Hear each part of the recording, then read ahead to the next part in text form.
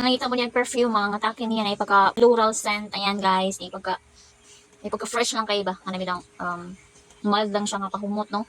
Ako i-recommend sa inyo is, kaning fresh siya nga mystery scents. Ayan, humot kayo siya dyan, nabudol tuguan eh.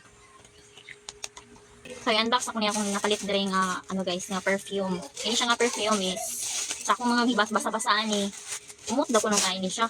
Pero, nindot ba, daghan kong nagkana ni, daghan kong nag-promote nga, humot daw, long lasting. So, ako po, ining suyaon, yung suya-suya ko kung ano, kaniyang order ko no, hay, kung makaangay ba kung ani sayang maho. So, atong isulayan ko, o, ano ba, kanang, okay ba ang iya ang maho, no? Di ba siya iso, ganan ng mild lang ba siya? So, ito na siya i-review ron. Basta, ang comment dito og mga feedback, mga reviews is nice jud ni siya nga pagkapahumot. So ako ni siya i-reveal kung saan siya nga pahumot. Grabe pagkapakoy murag kiayo man siya kuan. Lambod. So ayan, nakita na nako siya.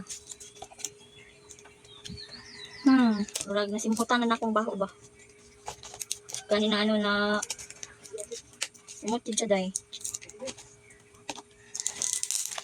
Humot siya dai. So, di ara. Ako ipakita sa inyo ang ako ang gipalit diri nga another perfume. So, tara guys, Precia. So, gikan ni siya sa Mr. Sense Always perfume ni siya noon niya 50 ml. Pwede ni siya sa kuan, sa babae ni. So, ayan, humot today siya dai. Humot. Sabi niya itong abrihan eh. Kaya itong i-try. Let's try. Ang best seller nila ani manggod is kaning Precia mo ni siya nga Precia pero ako ang gipalit. So ayan. Mo guys sa dai. Nahumot kaayo. Ayan oh. So botilya ni siya ka. Di ni siya plastic. Bottle ni siya.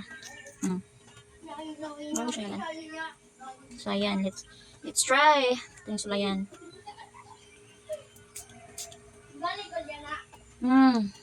Mut siya dahil siya isog oh. Mild lang siya. No? Mut.